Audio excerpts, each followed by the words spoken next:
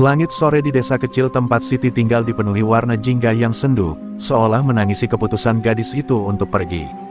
Angin lembut yang biasanya membawa aroma damai dari sawah kini terasa berat, seakan menahan langkahnya.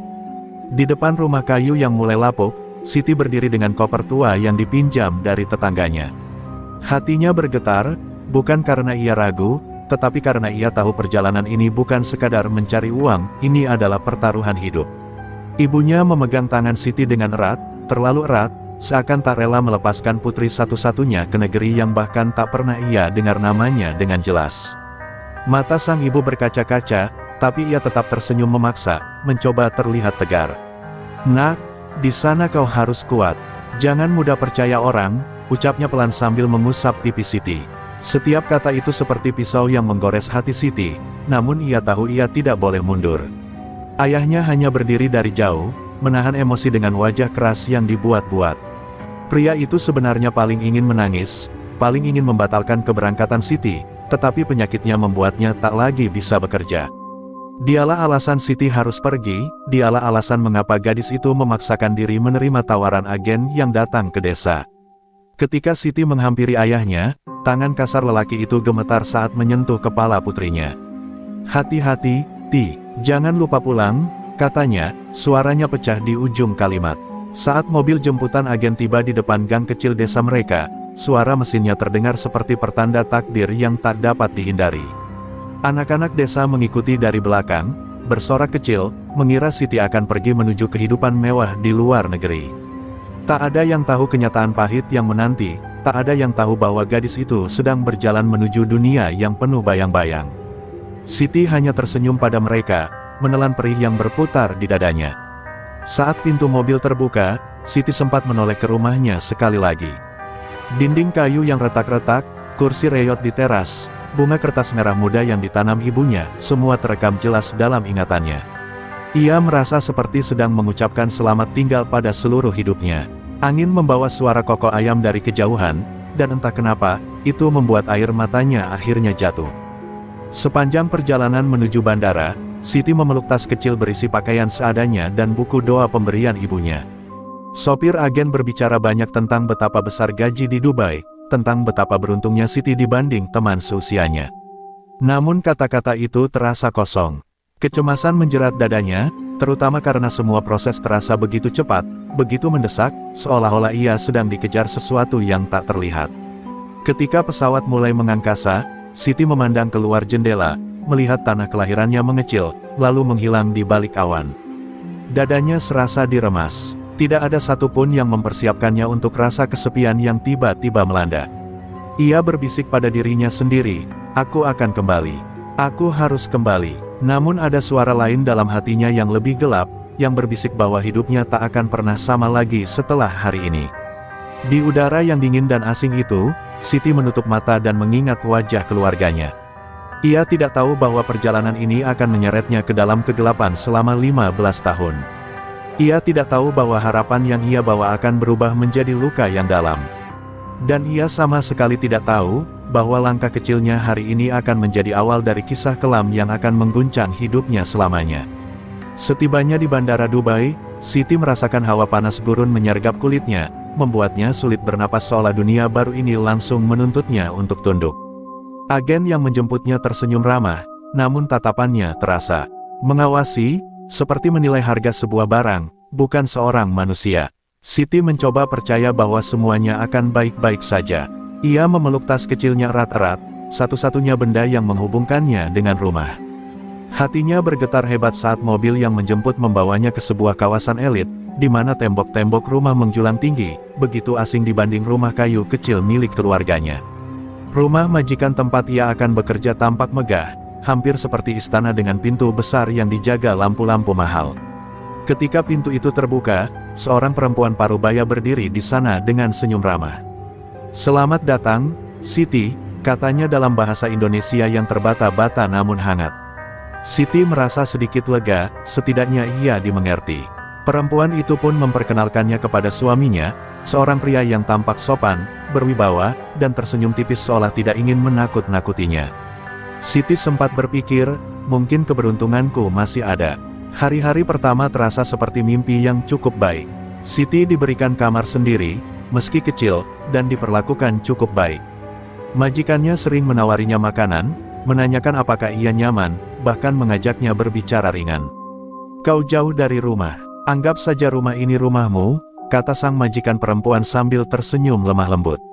Kata-kata itu meresap ke hati Siti, membuatnya merasa aman, membuatnya berharap bahwa perjalanan ini tidak akan seburuk yang ia takutkan. Ia bekerja ikhlas, tersenyum saat majikan memujinya sebagai pekerja rajin. Namun, pelan-pelan, sesuatu mulai berubah. Majikan perempuan menjadi lebih sering memerintah dengan nada tinggi, bahkan untuk hal-hal kecil seperti letak gelas atau posisi sapu. Hal-hal sederhana berubah menjadi kesalahan besar. "Siti, kau tidak pernah belajar?" "Iya," bentaknya suatu pagi. Siti terkejut, tidak menyangka perubahan yang begitu mendadak. Senyum ramah itu menghilang, digantikan tatapan tajam yang menembus ke dalam dirinya. Suaminya, yang awalnya terlihat sopan, mulai sering memperhatikannya dengan tatapan yang membuat kulit Siti merinding. Ia mencoba mengabaikan, mencoba menganggap tatapan itu tidak memiliki makna apa-apa. Namun setiap kali majikan perempuan pergi keluar, pria itu menjadi lebih berani mendekat.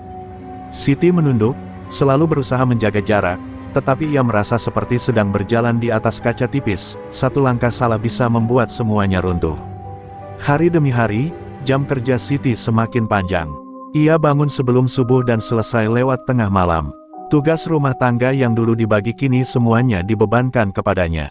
Ketika ia mencoba meminta waktu istirahat, sang majikan perempuan hanya menatapnya dengan dingin sambil berkata, "Kau dibayar untuk bekerja, bukan untuk mengeluh." Padahal, Siti belum menerima 1 dirham pun sejak ia datang. Malam mulai menjadi bagian tersuram dalam hidupnya. Setiap kali ia mendengar langkah kaki majikan pria mendekati kamarnya, napasnya langsung terhenti. Ia menahan pintu dari dalam, memeluk dirinya sambil berdoa agar waktu segera berlalu. Ketakutan itu perlahan menelan seluruh kebahagiaan kecil yang tersisa di hatinya. Ia merasa seperti burung yang masuk ke sangkar emas, hanya untuk dipatahkan kedua sayapnya. Dalam sunyi yang memeluk malam, Siti mulai menyadari bahwa senyum ramah di hari pertama hanyalah topeng. Rumah besar ini bukan rumah baru, melainkan penjara yang disamarkan dalam kemewahan. Dan tanpa ia sadari, 15 tahun kegelapan mulai membuka pintunya untuk menelannya perlahan, tanpa belas kasihan. Hari-hari berikutnya berubah menjadi lingkaran tak berujung bagi Siti. Setiap pagi ia terbangun sebelum matahari terbit, ketika rumah masih gelap dan sunyi, kecuali suara detak jantungnya sendiri yang berdegup cepat memikirkan beban tugas hari itu. Ia harus menyiapkan sarapan, membersihkan seluruh rumah besar itu, mencuci pakaian, menyetrika, mengurus taman, dan melakukan pekerjaan yang bahkan tak sempat ia hitung lagi. Waktu terasa memudar, hari berganti tanpa jeda, tanpa kesempatan bernapas. Siti mulai merasa tubuhnya seperti mesin yang dipaksa terus menyala meski bahan bakarnya hampir habis. Majikan perempuan tidak lagi memberikan tatapan ramah seperti dulu. Kini setiap gerak-gerik Siti diawasi layaknya seorang tersangka. Sedikit noda di lantai, sedikit lipatan tidak rapi pada selimut, atau secipratan sabun yang tertinggal di wastafel langsung menjadi alasan untuk memarahinya. "Apa kau buta? Lihat hasil kerjamu," bentaknya suatu pagi sambil menghempaskan kain lap ke arah Siti. Kata-kata itu menusuk lebih dalam daripada benda apapun. Siti menunduk, meminta maaf meski ia tidak tahu salahnya apa. Sedangkan sang majikan pria menjadi bayangan yang selalu menghantui setiap sudut rumah. Ia muncul tanpa suara, tiba-tiba berdiri di belakang Siti saat ia mencuci piring, memandangi gerakan tangannya terlalu lama. Siti menjadi semakin gugup, tangannya gemetar setiap kali mendengar langkah kaki berat yang ia kenal. Ketika majikan perempuan berada di rumah, pria itu tampak seperti ayah keluarga yang baik. Tetapi ketika mereka berdua saja, ia menjadi sosok berbeda, dingin, dekat, dan memaksa Siti untuk selalu waspada. Rumah itu terasa mengecil, seperti dinding-dindingnya perlahan menutup ke arahnya. Waktu istirahat hanyalah ilusi. Setiap kali Siti duduk sebentar untuk meredakan rasa pusing, seorang dari majikannya pasti memanggil, "Siti, ambilkan air," atau, "Siti, jangan berpura-pura sibuk." Ia bekerja dari sebelum matahari terbit hingga lewat tengah malam. Ketika tubuhnya gemetar kelelahan, Siti hanya bisa bersandar di dinding kamarnya yang sempit, memandangi atap yang retak, sambil menahan isak agar tidak terdengar keluar. Ia tidak ingin memberi alasan bagi majikannya untuk semakin menindasnya. Makan pun bukan lagi untuk kenyang, tetapi untuk sekadar bertahan hidup. Terkadang majikan lupa memberinya makanan, dan Siti hanya bisa memungut sisa roti dari dapur yang tidak disentuh. Ia menelan makanan itu cepat-cepat, takut ketahuan. Perutnya perih, tetapi hatinya lebih perih lagi. 15 tahun tampak seperti bayangan gunung yang menjulang di depannya, tak mungkin didaki, tak mungkin dilewati. Namun ia tahu, tidak ada pilihan. Ia harus bertahan, apapun harganya. Ia mulai kehilangan hitungan hari.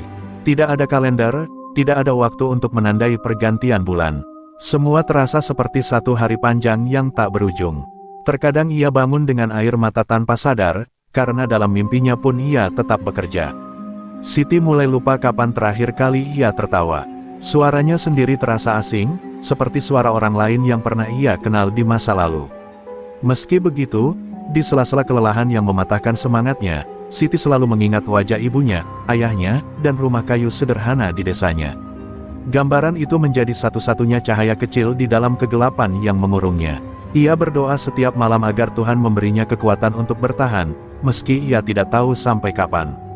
Setiap kali ia hampir menyerah, ia memejamkan mata dan berbisik pada dirinya sendiri, "Aku harus hidup demi mereka." Tanpa Siti sadari, penderitaan yang ia telan setiap hari sedang membentuk sesuatu di dalam dirinya, bukan hanya luka, tetapi juga ketabahan yang kelak akan menjadi senjata saat waktunya tiba. Dan meski ia masih terjebak dalam rutinitas kejam yang mengekangnya, di kejauhan takdir mulai bergerak pelan, membuka lembaran baru menuju masa depan yang tak pernah ia bayangkan. Malam itu, setelah bekerja hampir 20 jam tanpa henti, Siti kembali ke kamar sempitnya yang hanya diterangi satu lampu. Redup, tubuhnya bergetar, bukan hanya karena lelah, tetapi juga karena beban yang sudah terlalu lama ia pikul sendiri. Ia duduk perlahan di lantai, menarik lututnya ke dada. Rasa sakit menjalar di seluruh tubuh, nyeri di tangan karena deterjen, perih di kaki karena berdiri sepanjang hari, dan sesak di dada karena ketakutan yang tak pernah hilang. Namun, seperti biasa, ia menelan semuanya, menyembunyikan luka yang hanya ia sendiri yang tahu. Di balik ketegaran palsunya saat bekerja, Siti menyimpan begitu banyak air mata. Setiap malam, ia menunggu hingga rumah benar-benar sunyi sebelum menangis pelan tanpa suara. Ia tidak pernah berani menangis keras, takut didengar, takut dimarahi, takut dianggap lemah. Menahan suara adalah keahlian yang begitu ia kuasai, sampai-sampai ia mulai lupa bagaimana rasanya menangis bebas seperti manusia lain. Air matanya jatuh satu persatu, membasahi buku kecil yang ia sembunyikan di bawah kasur. Buku itu adalah harta paling berharga yang ia miliki di rumah majikan. Sebuah buku tipis dengan sampul lusuh, hadiah dari ibunya sebelum ia pergi. Di sanalah Siti menuliskan semua yang ia rasakan, ketakutan, sakit hati, kerinduan, marah, bahkan mimpi-mimpi kecil yang tak lagi ia percaya bisa terwujud. Tulisan tangan Siti seringkali berantakan, tergores karena gemetar, tetapi halaman-halaman itu menjadi satu-satunya tempat ia bisa jujur. "Aku lelah, tapi aku harus bertahan," tulisnya suatu malam dengan tinta yang bercampur air mata. Perlakuan kasar majikan perempuan semakin menjadi-jadi. Ia memarahi Siti bukan hanya karena kesalahan, tapi untuk segala hal yang bahkan Siti tidak mengerti. Suatu kali, hanya karena gelas tidak diletakkan di tempat yang ia inginkan, majikan itu membentaknya hingga suara perempuan itu menggema di seluruh rumah. "Kau tidak bisa melakukan hal sederhana seperti ini." Siti hanya menatap lantai, menahan diri agar tidak gemetar. Luka-luka kecil muncul di tangannya akibat pekerjaan berlebihan, tetapi luka di hatinya jauh lebih sulit disembuhkan. Semakin hari, Siti merasa dirinya menghilang sedikit demi sedikit. Ia mulai lupa kapan terakhir kali ia makan dengan tenang tanpa terburu-buru. Ia lupa kapan terakhir kali mendengar seseorang memanggil namanya dengan lembut. Ia lupa bagaimana rasanya menjadi manusia yang dihargai. Rumah besar itu tampak semakin megah, tetapi justru menjebaknya seperti labirin tanpa pintu keluar. Kadang ia ingin berteriak, ingin melarikan diri, tetapi ia tidak tahu kemana harus pergi. Paspor dan semua identitasnya ditahan majikan, ia tidak punya apa-apa. Meski demikian, di tengah semua derita itu, Siti menemukan kekuatan kecil yang membuatnya tetap waras, ingatan akan keluarganya. Setiap kali ia merasa dunia menutup pintu, ia membayangkan ibunya yang tersenyum sambil memasak, ayahnya yang duduk di kursi bambu sambil memandangi sawah dan tanah desa yang hangat. Ingatan itu seperti selimut yang melindunginya dari dinginnya malam-malam penuh ketakutan. Tanpa kenangan itu, mungkin Siti sudah menyerah sejak lama. Namun ada satu rahasia besar yang Siti simpan jauh di dalam hatinya, yang membuat hidupnya semakin rumit. Setiap kali majikan pria mendekatinya dengan tatapan yang tak pantas, Siti merasakan ketakutan yang membuatnya sulit bernapas. Ia tidak bercerita pada siapapun, tidak pada tetangga, tidak pada pekerja lain, tidak pada keluarganya. Ia menyimpan semuanya rapat-rapat, seakan luka itu hanya miliknya seorang. Luka yang tidak terlihat oleh siapapun. Ia tidak tahu bahwa rahasia inilah yang kelak akan mengubah seluruh takdir hidupnya. Tapi untuk saat ini, Siti hanya bisa bertahan dari hari ke hari, menyembunyikan luka-luka yang tak pernah sembuh. Dan tanpa ia sadari, setiap detik yang ia lewati dalam kesunyian itu sedang membangun kekuatan besar di dalam dirinya, kekuatan yang pada waktunya akan meledak, mengguncang hidup semua orang yang telah menindasnya. Waktu mulai kehilangan makna bagi Siti. Hari-hari berlalu seperti lembaran kertas kosong tanpa warna, tanpa kehangatan, tanpa kebahagiaan. Apa yang ia kira hanya akan berlangsung beberapa bulan, berubah menjadi tahun demi tahun yang menjeratnya semakin dalam. 5 tahun pertama terasa seperti batu besar yang menekan dadanya. 10 tahun berikutnya membuatnya nyaris tidak mengenali dirinya sendiri. 15 tahun, angka yang terlalu besar untuk ditanggung seorang manusia yang hidup tanpa kasih, tanpa gaji, tanpa kebebasan.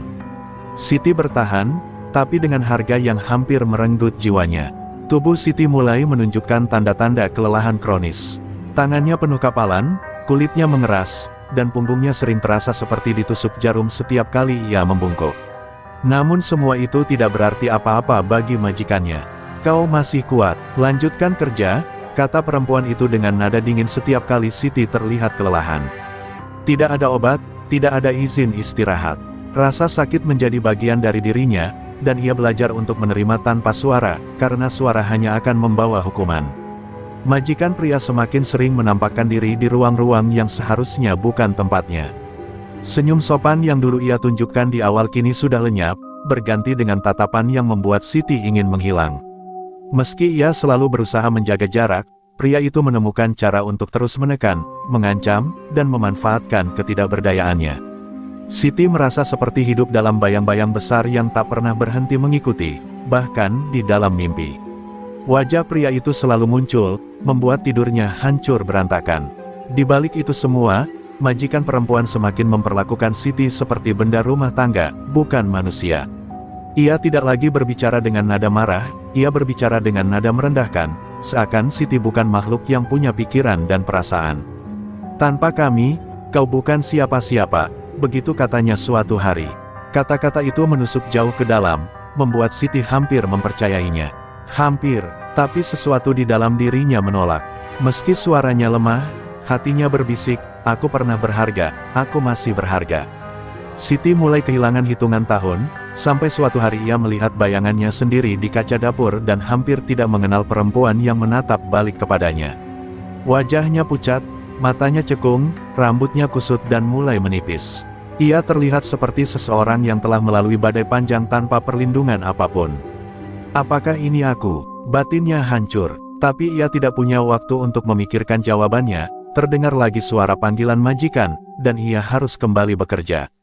Pada suatu malam yang sunyi, ketika rumah tertutup rapat dan angin gurun berembus pelan, Siti membuka buku kecil yang sudah hampir penuh dengan tulisan tangisannya. Ia membaca halaman demi halaman dan merasakan sesuatu yang aneh, dirinya sendiri yang dulu seperti lenyap. Gadis desa yang penuh harapan itu telah berubah menjadi sosok yang hampir tidak punya masa depan. Namun ketika ia membaca doa terakhir yang ia tulis beberapa tahun sebelumnya, dadanya bergetar. "Tuhan, tolong jangan biarkan aku hilang." Itu adalah kalimat yang membuatnya sadar bahwa ia masih ingin hidup. Namun hidup tidak hanya membawa penderitaan, kadang ia membawa kejutan yang tidak terduga. Di tengah kegelapan yang ia jalani, Siti mulai merasakan perubahan kecil di tubuhnya. Ia tidak tahu harus takut atau bahagia. Ia hanya tahu bahwa perubahan itu akan mengikat dirinya semakin kuat pada rumah ini, pada pria yang menguasai hidupnya, dan pada masa depan yang belum bisa ia bayangkan. Perubahan itu kemudian menjadi rahasia terbesar yang ia sembunyikan, bahkan dari dirinya. sendiri. Dan begitu rahasia itu tumbuh di dalam dirinya, Siti menyadari satu hal, ia tidak lagi hidup untuk dirinya saja. Di balik segala sakit, ketakutan, dan tahun-tahun panjang yang membelenggunya, ada kehidupan kecil yang memerlukan kekuatan yang lebih besar dari apapun yang pernah ia miliki. Untuk pertama kalinya setelah sekian lama, Siti merasakan sesuatu yang mirip harapan, meski harapan itu datang dari luka yang paling dalam hidupnya. Perubahan kecil di tubuh Siti semakin hari semakin nyata. Rasa mual yang datang tiba-tiba, tubuh yang cepat lelah, dan kepekaan emosional yang tak pernah ia rasakan sebelumnya membuatnya gelisah. Pada awalnya ia mengira itu hanya akibat terlalu banyak bekerja, namun ketika ia terlambat datang bulan selama 2 bulan berturut-turut, wajahnya langsung memucat. Malam itu, ia duduk di lantai kamarnya yang dingin sambil menggenggam perutnya dengan gemetar. Ia tahu apa arti semua ini. Ia tahu dari mana asal kehidupan kecil yang sedang tumbuh di dalam dirinya, dan ia ingin menjerit. Namun seperti semua penderitaannya selama ini, Siti memilih diam. Kabar itu bukan kebahagiaan, bukan pula kebanggaan. Itu adalah beban yang membuat nafasnya sesak. Ia merasa seolah seluruh dinding kamar sempit itu menutup perlahan, membuatnya ingin berlari tetapi tak tahu kemana. Ia tidak punya siapa-siapa di negeri ini. Tidak ada keluarga, tidak ada teman, tidak ada tempat berlindung. Dan bagian paling menyakitkan adalah, ia tidak mampu membenci anak itu. Di tengah gelap dan tekanan hidup yang tak tertahankan, kehidupan kecil itu justru memberi kehangatan yang samar, seolah hatinya berkata bahwa ia harus bertahan, apapun yang terjadi. Siti menyimpan rahasia itu dengan ketakutan luar biasa. Ia bekerja seperti biasa, menahan mual sambil menggosok lantai, menahan pusing saat mengangkat ember air, menahan sakit saat tubuhnya mulai berubah. Ia tidak bisa mengurangi pekerjaan meski sedikit pun. Majikan perempuan tidak memperhatikan perubahan dirinya, hanya peduli apakah rumah bersih atau tidak. Sedangkan majikan pria semakin menjadi-jadi, semakin sering muncul di hadapannya tanpa alasan. Siti hanya bisa berharap ia tidak menyadari kondisi tubuhnya. Jika sampai diketahui, ia tidak tahu apa yang akan terjadi. Malam-malam menjadi waktu paling menyiksa. Siti sering memeluk perutnya sambil menangis dalam bisikan, memohon maaf pada bayi yang belum lahir itu karena ia tidak bisa memberinya kehidupan yang layak. Ia berharap anak itu tidak merasakan ketakutannya, tidak merasakan gemetar tubuhnya, tidak merasakan ratapan yang ia sembunyikan. "Maafkan ibu, ibu tak punya apa-apa," bisiknya pelan. Suaranya bergetar, namun tangannya mengusap perutnya dengan lembut, sebuah kelembutan yang ia tidak pernah dapat dari siapapun selama 15 tahun terakhir. Ketika kandungannya memasuki bulan keempat, tubuh Siti mulai sulit menyembunyikannya. Pakaian longgar yang ia pakai setiap hari tidak lagi cukup. Ia sering berjalan membungkuk agar tidak terlihat menonjol. Setiap kali majikan perempuan lewat di dekatnya, jantung Siti berdebar begitu keras sampai ia takut suaranya terdengar. Namun selama berminggu-minggu, tidak ada yang menyadari apapun. Seolah-olah seluruh rumah itu terlalu sibuk memerintah dan menindasnya hingga tidak melihat kenyataan yang jelas di depan mata. Ketakutan Siti memuncak ketika suatu pagi ia hampir pingsan saat mengangkat cucian basah. Tubuhnya goyah, pandangannya berputar, dan ia terjatuh ke lantai dengan suara yang cukup keras. Beberapa detik kemudian, majikan perempuan muncul, namun alih-alih bertanya apakah Siti baik-baik saja, ia malah mengomel panjang lebar. "Kalau kau sakit, itu salahmu sendiri. Jangan buat masalah di rumah ini," bentaknya sambil berlalu. Siti menangis dalam diam, bukan karena jatuhnya, tetapi karena penolakan itu menusuk lebih dalam daripada luka fisik manapun. Pada saat itulah Siti sadar bahwa ia tidak bisa terus seperti ini. Ia harus menyembunyikan kehamilannya hingga melahirkan, membawa anak itu hidup dengan cara apapun. Keputusan itu bukan karena keberanian, melainkan karena cinta yang muncul dari luka terdalam. Ia mulai bekerja lebih hati-hati, mengatur napas, mengatur gerakan, dan berdoa agar Tuhan melindungi dirinya dan bayi itu hingga saatnya tiba. Dan ketika malam sunyi itu datang, malam ketika ia merasakan tendangan kecil dari dalam perutnya, Siti menutup mulutnya rapat-rapat menahan tangis. Untuk pertama kalinya setelah bertahun-tahun hidup dalam kegelapan, ia merasakan setitik cahaya kecil yang menembus hatinya. Cahaya itu adalah harapan, sekaligus beban terbesar yang harus ia jaga. Ia tidak tahu bahwa kelak, bayi inilah yang akan menjadi alasan ia bangkit, melawan, dan mengubah takdir hidupnya selamanya. Rasa perih menjalar di punggung Siti ketika cambuk tipis itu mendarat untuk kesekian kalinya. Ia jatuh berlutut, tubuhnya gemetar, namun kali ini bukan hanya karena sakit, melainkan karena sesuatu yang retak di dalam dirinya. Sudah 15 tahun ia menelan semua perlakuan kasar itu, 15 tahun ia mengubur harga dirinya demi bertahan hidup. Tetapi malam itu, ketika majikannya menatapnya dengan tatapan angkuh seolah hidup Siti tidak lebih dari debu di lantai, ada bara yang tiba-tiba menyala di dada perempuan itu. Nafasnya tersengal, namun pandangannya untuk pertama kali tidak tunduk. Majikannya tidak menyadarinya, sibuk memaki dan mengancam, seperti biasa. Tapi Siti merasakan dirinya berubah, sebuah batas yang selama ini ia jaga, kini hancur berkeping-keping. Ia tidak menangis, ia tidak meronta, ia hanya menatap kosong, seperti seseorang yang baru saja kehilangan segala sesuatu, namun juga menemukan sesuatu yang baru. Saat majikannya pergi meninggalkan ruangan, pintu tertutup dengan dentuman keras yang menggema di seluruh lorong rumah itu. Siti perlahan bangkit sambil memegangi sisi tubuhnya. Luka memar itu akan membiru pada pagi hari, tetapi luka di hatinya telah membiru sejak bertahun-tahun lalu. Ia berjalan terlatih menuju kamar kecilnya, kamar sempit yang bahkan lebih kecil dari gudang di rumah-rumah Indonesia. Di sana, ia duduk di tepi ranjang, menatap tangannya yang gemetar. Mau sampai kapan? Bisiknya pada diri sendiri. Pertanyaan itu sederhana, tetapi mengguncang seluruh hidupnya. Ia tak pernah berani menanyakannya selama ini, karena jawaban apapun terasa menakutkan. Namun kali ini, pertanyaan itu berubah menjadi kekuatan. Untuk pertama kalinya, ia menyadari bahwa diam bukan lagi cara untuk bertahan, diam hanya membuatnya semakin hancur. Siti menengadahkan wajah, menatap langit-langit kamar. Air matanya jatuh, tetapi bukan air mata pasrah yang biasa ia keluarkan. Itu adalah air mata seseorang yang baru saja mengambil keputusan besar. Dalam isak yang tertahan, Siti merasakan dirinya seakan lahir kembali menjadi perempuan yang berbeda. Seseorang yang tidak akan membiarkan dirinya diinjak-injak lagi. Malam itu, ia membuka peti kayu kecil tempat ia menyembunyikan sisa-sisa hidupnya. Kertas-kertas bekas, beberapa foto yang ia selipkan dari kampung, bahkan kain kecil dari baju bayinya dulu, bukti bahwa ia pernah dicintai, pernah berarti. Di samping benda-benda itu, ia menyalakan lilin kecil yang selalu ia gunakan untuk berdoa diam-diam. Cahaya redupnya memantulkan bayangan wajah Siti yang tampak lebih kuat dari sebelumnya. Di bawah cahaya lilin itu, ia bertekad, jika dunia telah memperlakukannya seperti budak, maka ia akan menentukan bagaimana akhir dari ceritanya. Tidak lagi pasrah, tidak lagi diam, ada sesuatu yang harus berubah, dan perubahan itu dimulai dari dirinya sendiri. Ia belum tahu bagaimana caranya, belum tahu kapan waktunya, tetapi ia tahu satu hal, ia akan mencari jalan keluar. Dan untuk pertama kalinya dalam 15 tahun, Siti tidur bukan sebagai korban, tetapi sebagai seseorang yang mulai merencanakan kebebasan. Teror yang ia telan selama bertahun-tahun kini berubah menjadi kekuatan yang pelan-pelan tumbuh menjadi keberanian. Dan keberanian itu, pada akhirnya, akan menjadi api yang mengubah segalanya. Pagi itu, tubuh Siti masih terasa nyeri, tetapi langkahnya sedikit lebih tegap dari sebelumnya. Ia keluar rumah untuk membuang sampah, seperti rutinitas biasanya.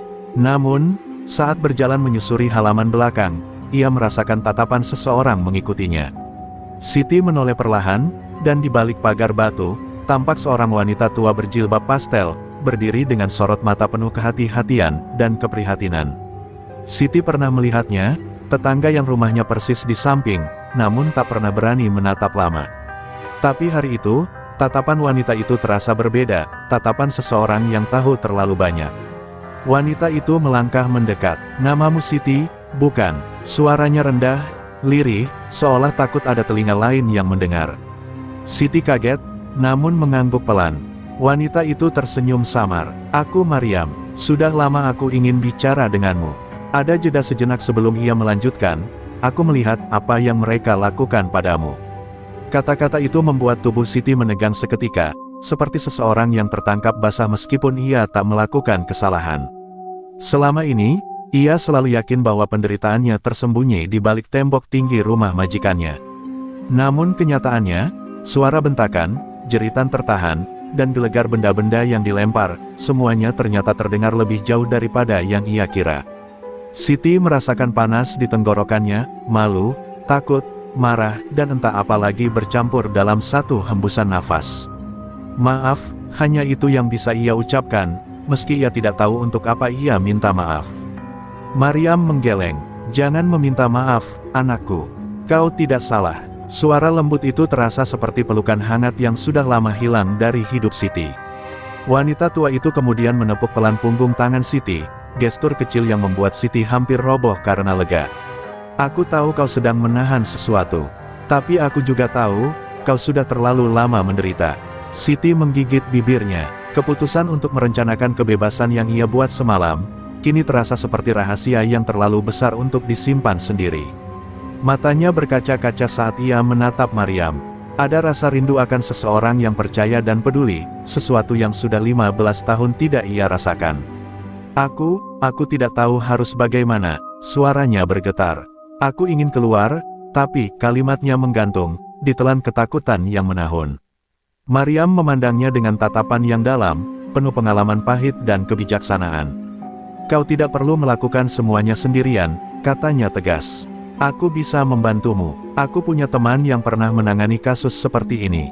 Kau tidak harus terus berada di bawah kekuasaan mereka. Kata-kata itu menghantam dinding yang telah Siti bangun selama bertahun-tahun, dinding putus asa yang kini mulai retak.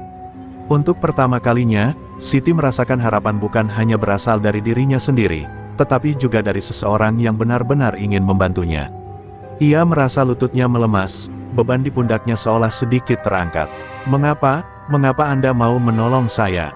Tanyanya pelan. Maryam tersenyum, senyum yang penuh kepedihan masa lalu. Karena aku pernah melihat seseorang yang aku sayangi mengalami hal yang sama. Dan aku tidak bisa menyelamatkannya. Tapi kau, suaranya melembut, kau masih bisa diselamatkan. Angin pagi berhembus pelan, membawa aroma pasir dan debu gurun yang khas Dubai. Tetapi bagi Siti, angin itu terasa seperti pertanda perubahan. Di tengah hidup yang selama ini gelap dan penuh kekerasan, akhirnya ada cahaya kecil yang muncul, cahaya yang mungkin bisa menjadi jalan keluar.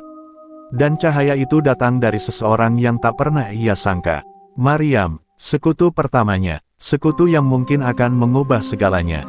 Sejak percakapan itu dengan Maryam, dunia Siti terasa sedikit berbeda. Ia masih hidup dalam rumah yang sama, masih mendengar bentakan yang sama, tetapi kini ia memiliki sesuatu yang selama ini tidak pernah ia punya, tujuan. Setiap langkah yang ia ambil kini dilakukan dengan lebih hati-hati, setiap detik penuh perhitungan. Di balik wajah pasrah yang ia pertahankan di depan majikannya, perlahan-lahan Siti mulai membangun benteng kekuatannya sendiri. Hari-hari berikutnya, Siti mulai membuka lembaran baru dari keberaniannya. Ia menyembunyikan sebuah ponsel kecil bekas pemberian Maryam, disamarkan di balik tumpukan handuk usang di kamar sempitnya. Ponsel itu tidak mewah, tetapi cukup untuk melakukan satu hal yang sangat ia butuhkan, merekam. Setiap kali majikannya mulai mengamuk, setiap kali bentakan melayang, setiap ancaman keluar dari mulut mereka, Siti diam-diam menekan tombol rekam. Suara-suara itu kemudian ia simpan di folder tersembunyi. Ia juga mulai mengumpulkan bukti lain, bukti yang selama 15 tahun terkubur dalam diam. Siti menyimpan salinan kontrak kerjanya yang sudah usang, kertas yang ia temukan terselip di laci ruang tamu beberapa tahun lalu. Di situ tertulis jelas bahwa ia berhak digaji setiap bulan, namun kenyataannya ia tidak pernah menerima sepeser pun. Kertas itu ia lipat rapi dan selipkan ke dalam celah kasurnya, bersama lembaran kertas lain yang ia kumpulkan diam-diam dari meja majikan, tagihan listrik, catatan belanja, dan jadwal kerja yang mereka buat seenaknya. Semakin banyak bukti yang ia kumpulkan, semakin kuat tekadnya. Namun bersama tekad itu, rasa takutnya juga tumbuh. Setiap kali majikannya lewat di dekatnya, jantung Siti berdegup lebih cepat. Ia khawatir salah satu dari mereka akan menemukan ponselnya, atau menyadari bahwa ia tidak lagi sepasrah dulu. Tapi ia tetap bertahan. Ia harus. Karena kini ia tidak lagi hanya hidup untuk bertahan, ia sedang mempersiapkan sesuatu yang lebih besar. Pada suatu malam, ketika rumah sudah sunyi dan seluruh keluarga majikannya terlelap, Siti duduk di lantai kamarnya yang sempit. Ia membuka ponselnya dan memutar rekaman-rekaman itu. Suara makian, ancaman, perintah kasar, semuanya memenuhi ruangan kecil itu. Siti menutup mulutnya agar tidak menangis keras. Bukan karena sedih, melainkan karena terkejut menyadari betapa beratnya beban yang ia tanggung selama ini. Rekaman itu menjadi saksi nyata dari apa yang selama ini dunia luar tidak tahu. Ia juga mencatat tanggal dan kejadian-kejadian penting di sebuah buku kecil yang diberikan Maryam. Buku itu menjadi semacam diari kebenaran, tempat ia menuliskan setiap perlakuan kasar, setiap hari ia bekerja tanpa upah, setiap luka yang masih membekas di tubuh maupun hatinya. Setiap catatan membuat kemarahan itu tumbuh lebih kuat, tetapi juga memperkuat keteguhannya untuk keluar dengan cara yang benar. Maryam, setiap beberapa hari, menyelipkan makanan kecil atau kertas catatan dari balik pagar. Di dalam catatan itu, ia mengingatkan Siti untuk hati-hati, untuk tidak terburu-buru, dan untuk mengumpulkan bukti sebanyak mungkin. Kebenaran yang lengkap, tulis Maryam, adalah senjata pertama yang harus kau miliki. Siti memegang pesan itu erat-erat, menjadikannya mantra dalam setiap langkah yang ia ambil. Dan pada akhir pekan itu, setelah semua rekaman dan dokumen terkumpul, Siti duduk di sudut kamar dengan perasaan campur aduk. Takut, lega, marah, dan tekad menyatu menjadi satu. Ia menatap ponsel kecil itu, benda sederhana yang kini menyimpan kekuatan besar. Sebentar lagi, bisiknya pada diri sendiri. Hanya sedikit lagi. Untuk pertama kalinya, Siti merasa ia bukan lagi bayangan yang terperangkap, melainkan seseorang yang diam-diam sedang menyiapkan kebangkitannya. Malam itu, langit Dubai tampak lebih gelap dari biasanya, seolah menyembunyikan rahasia besar di bawah bayangannya. Siti berdiri di depan jendela kecil kamarnya sambil memeluk Malik, anak lelakinya yang tertidur pulas di pelukannya. Ia sudah mengemas beberapa pakaian tipis dan dokumen bukti ke dalam tas kecil. Hatinya berdegup kencang, bukan hanya karena takut, tetapi juga karena ia akhirnya berada di titik yang selama 15 tahun tak pernah ia bayangkan, pelarian. Malam ini bukan malam biasa. Malam ini adalah malam kebebasan. Ia menunggu sinyal dari Maryam, seperti yang mereka rencanakan selama berminggu-minggu. Tepat pukul 2 dini hari, lampu kecil di halaman rumah Maryam berkedip 3 kali, pertanda bahwa jalan aman. Siti mencium kening Malik, mencoba menenangkan diri, lalu menggendong anak itu dengan hati-hati. Malik menggeliat sebentar, tetapi tidak terbangun. Siti menghela napas panjang, menguatkan dirinya. Inilah saatnya, bisiknya. Dengan langkah perlahan, ia membuka pintu belakang rumah majikan. Engselnya berdecit pelan, membuat jantung Siti hampir meloncat keluar. Ia menahan napas beberapa detik, menunggu kalau-kalau ada suara langkah dari dalam rumah. Tidak ada, hanya keheningan. Ia segera bergerak, menuruni tangga kecil menuju halaman sambil menggenggam tasnya erat-erat. Setiap bayangan terasa seperti ancaman, setiap hembusan angin seperti peringatan. Sesampainya di balik pagar, Maryam sudah berdiri menunggu dengan abaya lebar dan kerudung besar. "Cepat, anakku," bisik Maryam, sambil membantu mengatur posisi Malik di gendongan. Wajah wanita tua itu tampak lebih tegang dari biasanya, namun sorot matanya dipenuhi keberanian. Mobilnya sudah siap. Sebuah mobil tua berwarna gelap terparkir beberapa meter dari mereka. Lampunya mati, mesin sudah menyala lirih. Siti masuk ke dalam mobil dengan gemetar. Ia memeluk Malik erat-erat, seakan takut anak itu menghilang jika ia lengahkan sedikit saja. Maryam duduk di sampingnya, sementara seorang sopir tua, sahabat Maryam, mengangguk tanpa banyak bicara. Dalam hitungan detik, mobil itu melaju pelan menjauhi rumah megah yang selama 15 tahun menjadi penjara bagi Siti.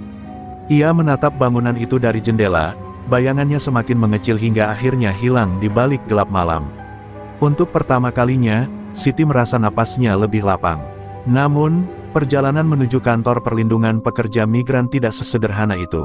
Beberapa kali Siti merasa mobil mereka diikuti, meski mungkin itu hanya kecemasan yang menumpuk. Setiap lampu jalan, setiap mobil yang lewat dari arah berlawanan, membuatnya merasa seperti dunia menahan napas bersamanya. Malik mulai terbangun dan menggeliat, matanya membuka setengah. "Ibu, kita mau kemana?" gumamnya. Siti menahan air mata. "Ke tempat yang lebih aman, Nak," jawabnya dengan suara bergetar. Setelah perjalanan panjang yang terasa seperti mimpi buruk, mereka akhirnya tiba di depan gedung kantor perlindungan pekerja migran, tempat yang selama ini hanya ia dengar dari bisikan para pekerja lain. Lampu gedung itu menyala terang, menjadi satu-satunya cahaya yang membuat Siti merasa benar-benar selamat. Mobil berhenti, dan Maryam menggenggam tangan Siti dengan erat. "Kau tidak sendirian sekarang." Saat kaki Siti melangkah masuk ke dalam gedung itu, tubuhnya bergetar hebat. Bukan karena takut, tetapi karena beban 15 tahun itu akhirnya mulai runtuh dari pundaknya. Ia memeluk Malik lebih erat, membiarkan air mata jatuh tanpa ditahan. Ini mungkin baru awal perjalanan panjang, tetapi satu hal pasti, malam itu, Siti berhasil keluar dari neraka yang menahannya selama bertahun-tahun. Dan untuk pertama kalinya, ia merasakan apa itu harapan. Setelah malam pelarian yang menegangkan, hari-hari Siti di kantor perlindungan pekerja migran dipenuhi ketakutan dan harapan yang saling berbenturan. Ia duduk di ruang kecil bersama Malik, menunggu giliran dipanggil oleh pengacara yang ditunjuk khusus untuk menangani kasusnya. Berkas-berkas bukti, rekaman suara, foto memar, dokumen kontrak, catatan 15 tahun tanpa gaji, tersimpan rapi di dalam map coklat. Setiap kali melihat map itu, Siti merasakan perutnya mengencang. Di dalamnya bukan hanya bukti, melainkan 15 tahun hidupnya yang terenggut. Ketika akhirnya pengacara itu datang, seorang wanita muda bernama Rania, Siti merasakan campuran takut dan lega. Rania mendengarkan semuanya tanpa memotong, wajahnya berkali-kali mengeras menahan emosi. "Siti," katanya dengan suara tegas namun lembut, "apa yang kau alami bukan hanya pelanggaran, ini kejahatan berat. Kami punya cukup bukti untuk menuntut mereka secara hukum." Kata-kata itu membuat dunia Siti seperti berputar. Ia tidak pernah membayangkan penderitaannya akan sampai ke meja hukum. Dalam waktu kurang dari 24 jam, Rania dan timnya mulai mengumpulkan rekaman dan dokumen penting untuk diserahkan kepada pihak berwenang.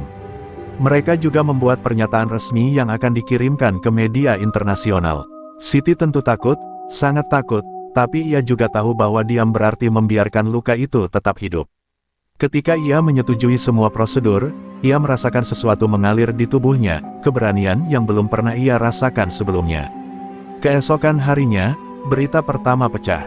Sebuah media Timur Tengah menayangkan artikel berjudul, "Pekerja Migran Indonesia Disiksa 15 Tahun, Kasus Gaji Nol dan Kekerasan Menggemparkan Publik." Foto-foto kabur rumah majikan, cuplikan rekaman suara marah dan ancaman, serta salinan kontrak kerja Siti tersebar dalam hitungan jam. Lalu media besar lainnya menyusul, hingga akhirnya nama Siti menjadi trending di berbagai platform internasional. Orang-orang dari berbagai negara ikut bereaksi, sebagian tak percaya bahwa kekejaman seperti itu masih terjadi di zaman modern. Di kantor perlindungan, Siti duduk terpaku menatap layar televisi yang menayangkan liputan langsung. Ia melihat wajah-wajah komentator berita, mendengar pakar hukum dan aktivis HAM membahas dirinya, hidupnya, lukanya, kisahnya. Malik, yang masih kecil dan belum sepenuhnya mengerti, memeluk lengannya. "Ibu jadi terkenal ya," gumamnya polos. Siti tersenyum getir, mengusap rambut anak itu. "Ibu hanya ingin kita selamat, nak, itu saja." Namun dampaknya tidak berhenti sampai situ. Pemerintah setempat mulai turun tangan setelah kasus itu viral dan menuai kecaman besar dari publik internasional. Investigasi resmi dibuka, dan polisi mendatangi rumah majikan Siti. Berita menayangkan mobil patroli yang berhenti di depan rumah megah itu, diikuti petugas yang masuk dengan wajah serius. Dunia seakan menunggu dengan tegang. Majikan yang selama ini selalu merasa berkuasa, kini berada di bawah sorotan hukum yang tidak bisa mereka elakkan. Di sisi lain, pemerintah Indonesia juga mengeluarkan pernyataan resmi, menyatakan bahwa mereka akan memberikan pendampingan penuh kepada Siti dan Malik. Nama Siti menjadi simbol perjuangan pekerja migran. Banyak organisasi menawarkan bantuan hukum, perlindungan, bahkan dukungan psikologis. Siti tidak pernah menyangka dunia sebesar itu akan bergerak hanya untuknya, untuk cerita yang selama bertahun-tahun ia kira tidak ada seorang pun peduli. Meskipun takut, Siti merasakan sesuatu yang baru tumbuh dalam hatinya, harga diri. Untuk pertama kalinya dalam hidupnya, ia melihat bahwa apa yang ia alami tidak sia-sia. Perjuangannya bukan hanya untuk dirinya, tetapi juga bagi ribuan pekerja lain yang mungkin mengalami nasib serupa. Dan ketika malam tiba, Siti memeluk Malik erat-erat dan membisikkan hal yang sama seperti malam pelarian itu, tetapi kini dengan keyakinan lebih kuat, "Kita sudah di jalan yang benar, nak." Dengan bukti yang meledak ke seluruh dunia dan hukum mulai bergerak, hidup Siti akhirnya berubah, dan tak akan pernah kembali seperti dulu. Berhari-hari setelah berita Siti meledak ke seluruh dunia, tekanan publik semakin tak terbendung. Kantor perlindungan pekerja migran penuh oleh jurnalis dari berbagai negara, dan nama keluarga majikan Siti menjadi sorotan panas di setiap kanal berita. Di balik kaca ruang konsultasi, Siti hanya bisa menyaksikan bagaimana keheningan rumah megah yang dulu menahannya berubah menjadi pusat perhatian internasional. Suara pengacara Rania terus bergema di kepalanya, kebenaran ini terlalu besar untuk ditutup-tutupi. Pada pagi hari yang menentukan, polisi tiba di rumah keluarga majikan bersama tim investigasi pemerintah. Mobil hitam berhenti di gerbang besar, lampu sirenenya tidak menyala, tetapi aura seriusnya membuat seluruh lingkungan membeku. Kamera media menangkap momen ketika petugas masuk dengan surat resmi di tangan. Dalam hitungan menit, pintu rumah dibuka paksa dan keluarga majikan digiring keluar satu persatu, wajah mereka ketakutan, terpukul, dan tidak lagi penuh keangkuhan seperti dulu. Petugas membawa koper berisi dokumen keuangan, catatan kontrak pekerja, serta sejumlah barang pribadi yang disita sebagai barang bukti. Penyidikan yang selama ini berjalan diam-diam akhirnya mencapai tahap paling besar, penyitaan aset. Rumah besar itu, mobil-mobil mewah, bahkan bisnis yang mereka banggakan, semua resmi dibekukan oleh negara. Siti yang menyaksikan siaran langsung itu hanya bisa menutup mulutnya, terkejut melihat betapa cepat roda hukum bergerak ketika dunia menuntut keadilan. Dalam konferensi pers resmi, pejabat pemerintah mengumumkan hasil penyelidikan.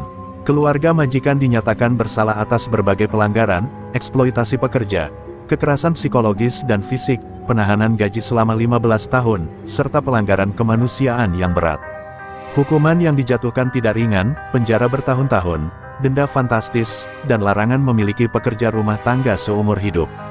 Dunia menyambut keputusan itu dengan lega, sementara kasus Siti menjadi contoh penting yang akhirnya membuka mata banyak pihak. Di satu sisi, keluarga majikan menghabiskan hari-hari mereka di balik dinding tahanan. Tidak ada lagi rumah megah atau pelayanan mewah. Kehidupan mereka berubah seketika menjadi hari-hari panjang penuh pemeriksaan, sidang, dan penyesalan yang datang terlambat. Mereka tampak jauh berbeda dari sosok yang dulu menindas Siti, kini wajah mereka pucat, mata kosong, seolah seluruh kekuasaan yang mereka banggakan tercabut seketika. Sementara itu, pemerintah mengumumkan bahwa sebagian aset yang dibekukan akan diarahkan untuk kompensasi dan pemulihan Siti serta pekerja migran lain yang pernah menjadi korban keluarga tersebut. Hal ini menjadi sejarah baru dalam penanganan kasus pekerja rumah tangga. Siti terdiam lama ketika mendengar kabar itu. Baginya, uang bukanlah tujuan, tetapi pengakuan atas penderitaannya selama ini adalah sesuatu yang tidak pernah ia bayangkan akan ia dapatkan. Mariam datang ke kantor perlindungan hari itu, memeluk Siti dengan erat. "Lihatlah, anakku, apa yang dulu mereka rampas darimu kini dihukum oleh dunia," ucapnya sambil menahan tangis. Siti membalas pelukan itu dengan air mata yang mengalir pelan. Ada rasa lega, ada haru, dan juga duka atas luka-luka masa lalu yang mulai menemukan penutupnya. Ia tidak pernah meminta balas dendam sebesar ini, tetapi keadilan telah berjalan dengan caranya sendiri. Dan ketika senja turun, Siti berdiri di balkon kecil kantor perlindungan sambil memegang tangan Malik. Ia menatap langit yang perlahan berubah jingga. Untuk pertama kalinya dalam hidupnya, ia merasa dunia tidak lagi menekan dirinya dari segala arah. Dunia kini berpihak kepadanya. Majikan yang dulu merampas hidupnya akhirnya runtuh oleh kebenaran yang selama ini ia bawa dalam diam. Kini, Siti melangkah maju dengan keyakinan baru, bahwa masa depannya bukan lagi bayangan kelam, melainkan cahaya yang akhirnya ia miliki sepenuhnya. Sidang terakhir itu berlangsung di ruangan besar dengan dinding putih dan deretan kursi kayu yang tampak terlalu tegang untuk pagi yang seharusnya tenang. Siti duduk di barisan depan bersama Rania, sementara Malik bermain pelan dengan mainan kecilnya di pangkuan. Nafas Siti tidak teratur, 15 tahun penderitaan, satu malam pelarian yang mendebarkan, dan bulan-bulan proses hukum kini akhirnya mencapai titik penentu. Hakim masuk, mengetuk palu, dan sunyi langsung menyelimuti ruang pengadilan. Dengan suara berat dan resmi, hakim mulai membacakan keputusan. Kata demi kata bergema keras di telinga Siti. Berdasarkan bukti yang lengkap dan tak terbantahkan, ujar sang hakim, pengadilan memutuskan bahwa Siti berhak atas kompensasi penuh selama 15 tahun gaji yang tidak dibayarkan, ditambah denda moral atas penderitaan berkepanjangan yang dialaminya. Siti menutup mulutnya, tubuhnya bergetar hebat. 15 tahun, akhirnya diakui oleh hukum. Rania meremas tangannya kuat-kuat, sebagai tanda kemenangan. Namun keputusan belum selesai. Hakim melanjutkan, pengadilan juga memberikan hak asuh penuh kepada Siti atas anaknya, Malik, dengan perlindungan hukum penuh dan larangan bagi pihak lain untuk mengklaim atau mengganggu hak tersebut. Siti tak mampu menahan air mata.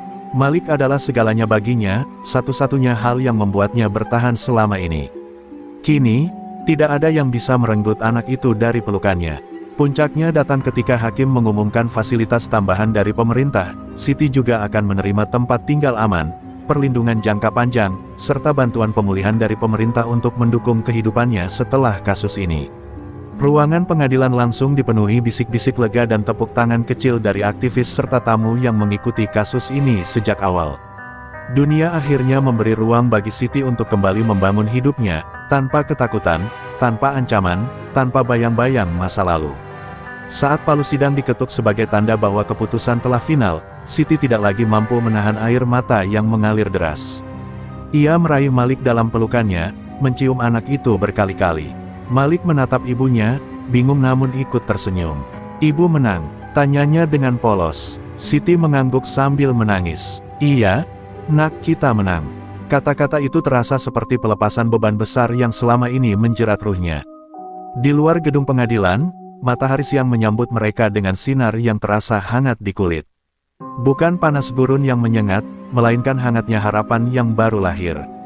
Para aktivis, pekerja sosial, dan jurnalis menunggu untuk memberi selamat kepada Siti, tetapi ia hanya memeluk Malik dan menatap langit.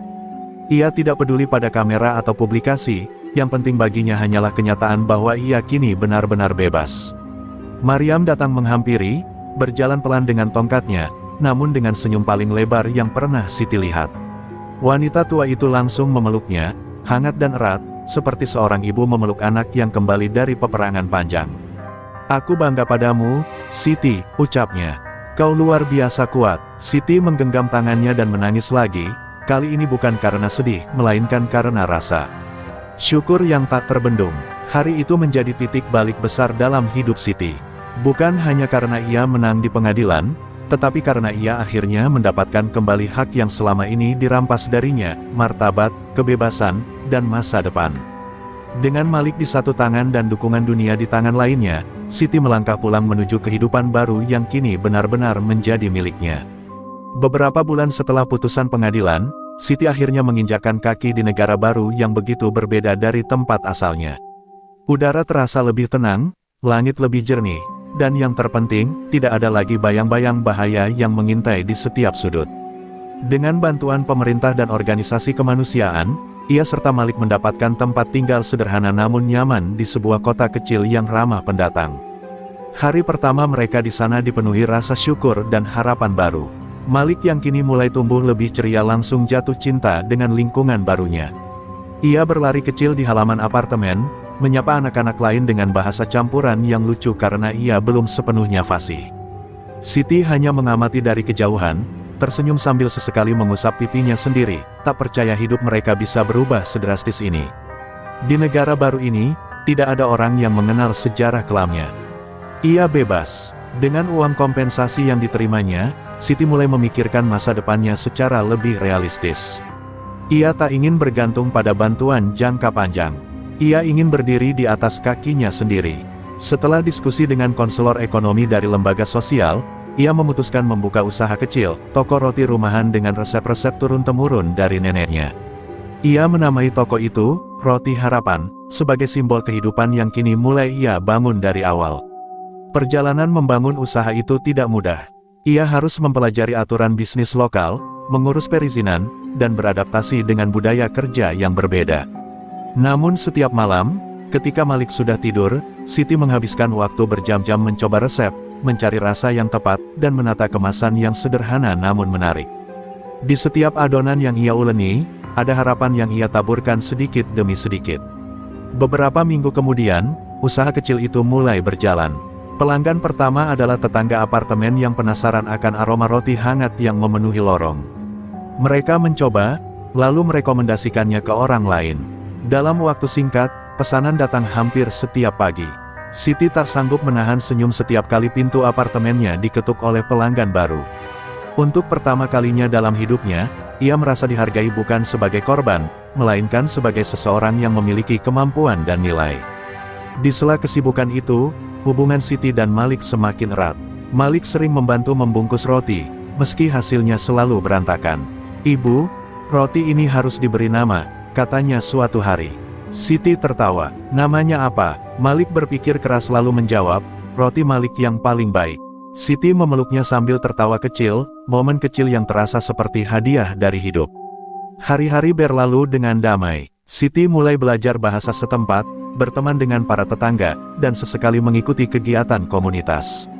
Setiap langkah kecil membuatnya semakin merasa menjadi bagian dari dunia baru ini. Ia tidak lagi mengejar bayangan masa lalu, melainkan menatap masa depan dengan keyakinan yang tumbuh perlahan tapi kuat. Suatu pagi di musim semi, saat membuka jendela dan merasakan angin segar masuk ke dapurnya, Siti terdiam sejenak. Ia melihat kota yang kini menjadi rumahnya, mendengar suara anak-anak bermain, dan mencium aroma roti yang baru matang.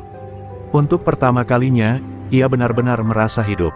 Bukan sekadar bertahan, namun hidup, tumbuh, dan bermimpi.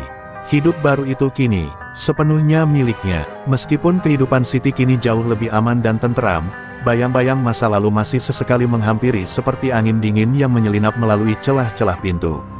Ada malam-malam ketika ia terbangun dengan napas terengah, mendengar kembali suara bentakan, melihat kembali wajah majikan yang selama bertahun-tahun memenjarakannya dalam ketakutan. Namun kali ini, ia tidak lagi gemetar sepanjang malam. Ia menarik napas panjang, menatap Malik yang tidur di sampingnya, dan perlahan-lahan rasa tenang itu kembali meresap ke dalam dirinya. Setiap hari, Siti belajar menerima bahwa luka itu tidak akan hilang begitu saja. Ia memahami bahwa penyembuhan bukan tentang melupakan, tetapi tentang menghadapi kenyataan tanpa lagi dikuasai oleh rasa takut. Ia mulai mengikuti sesi konseling yang difasilitasi oleh komunitas migran di kota barunya. Di sana, ia duduk bersama orang-orang yang memiliki kisah serupa, kisah tentang luka, kekerasan, dan perjuangan panjang untuk menemukan diri kembali. Dalam pertemuan-pertemuan itu, Siti merasa tidak sendirian. Di rumah, Malik menjadi penguat terbesar dalam hidupnya. Anak laki-laki itu tumbuh menjadi sosok yang cerdas, penuh perhatian, dan sangat peka terhadap perasaan ibunya. Suatu sore, ketika Malik pulang sekolah dan mendapati Siti menangis pelan di dapur, ia langsung memeluk pinggang ibunya dengan erat. "Ibu tidak sendiri," katanya dengan suara kecil namun tegas. Kata-kata itu menembus dinding luka Siti, membuatnya merasa lebih kuat daripada sebelumnya.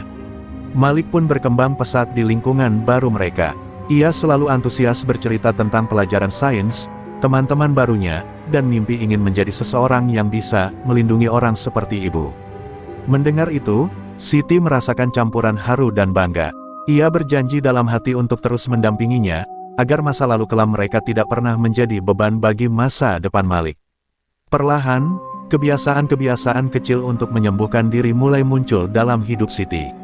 Ia kembali menulis dalam buku harian, sebuah kebiasaan lama yang dulu ia tinggalkan karena takut ditemukan majikannya. Ia juga mulai berjalan santai setiap pagi menyusuri taman kota, membiarkan sinar matahari hangat menyentuh kulitnya. Di setiap langkah, ia mencoba meyakinkan dirinya bahwa dunia tidak lagi sekejam yang dulu ia kenal. Usaha rotinya pun menjadi semacam terapi baginya. Saat tangannya sibuk menguleni adonan, pikirannya terasa lebih ringan. Aroma roti yang mengembang pelan mengingatkannya bahwa ia kini membangun sesuatu untuk dirinya sendiri dan Malik, bukan untuk orang lain. Pelanggan yang kembali datang dengan senyuman membuatnya merasa dihargai, bukan diperintah. Mariam, wanita tua yang dulu menyelamatkan nyawanya, terus menghubunginya melalui panggilan video setiap minggu. Mereka berbagi cerita, saling meneguhkan, dan Mariam selalu berkata, "Luka itu akan sembuh, nak, meski bekasnya tetap ada. Yang penting, kau sudah bebas." Kalimat itu menjadi mantra bagi Siti setiap kali hatinya mulai kembali digerogoti rasa takut. Pada suatu sore yang tenang, ketika Siti duduk di balkon sambil menatap langit yang memerah, ia merasakan sesuatu yang belum pernah ia rasakan lama sekali, kedamaian. Luka itu memang belum hilang sepenuhnya, tetapi ia mulai mengering, mulai membaik, mulai menjadi bagian dari perjalanan yang membentuk dirinya hari ini. Siti tersenyum kecil. Untuk pertama kalinya, ia sadar bahwa ia tidak hanya selamat, ia sedang tumbuh, sedang sembuh, dan sedang membangun masa depan yang benar-benar miliknya. Beberapa tahun setelah kehidupannya kembali pulih, Siti memandang ke balik kaca jendela kantornya yang sederhana namun hangat. Siapa sangka, perempuan yang dulu hidup dalam bayang-bayang penyiksaan kini memiliki tempat di mana banyak Orang datang mencari pertolongan. Di luar sana, terpampang papan kecil bertuliskan, Yayasan Cahaya Migran, oleh Siti dan Malik. Nama itu bukan sekadar simbol, itu adalah bukti bahwa luka terdalam pun bisa melahirkan kekuatan luar biasa. Perjalanan mendirikan yayasan tersebut tentu tidak mudah. Siti harus melewati puluhan wawancara, menyiapkan dokumen, mengikuti pelatihan, bahkan belajar dasar-dasar hukum pekerja migran. Tapi setiap kali ia hampir menyerah, ia mengingat semua wajah, termasuk wajahnya sendiri bertahun-tahun lalu, yang butuh suara, butuh tempat untuk mengadu, butuh seseorang yang mengerti. Dengan dorongan itu, Siti mengerjakan segala hal dengan ketekunan yang nyaris tanpa henti. Kini, yayasannya telah membantu ratusan pekerja migran dari berbagai negara. Ada yang kabur dari majikan kejam, ada yang tidak digaji berbulan-bulan, ada pula yang mengalami kekerasan fisik dan psikologis. Mereka datang dengan mata penuh ketakutan, namun pulang dengan secercah harapan. Setiap kali Siti memeluk para perempuan itu, ia merasa seperti sedang memeluk dirinya sendiri yang dulu. Luka-luka mereka mengingatkannya pada masa lalu, namun justru menjadi bahan bakar bagi misinya. Malik, yang kini beranjak remaja,